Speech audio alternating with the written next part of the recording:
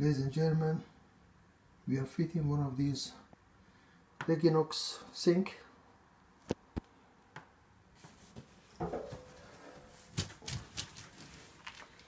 As you see, it's quite wide, so they come with a template, but make sure before you stick the template you check inside your unit. That's a base unit, so the part of your sink must sit into base unit. In this case it didn't fit, so what we did, we cut 2 centimeter, 1.5, nearly 2 centimeter from this side and from this side, so the sink can drop in. Then what we did, we make a hole here, as you see. Up is another hole here, up, so we know exactly where the middle of our deep part of our sink is, and then we measure that one on the template. So this is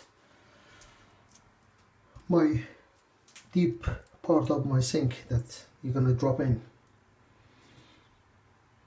Then I put the pen and make a hole, line it up with the middle of the base unit, and then I stick my template.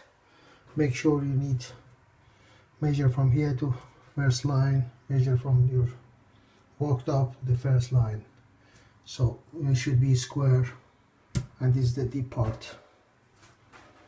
And then you can stick it.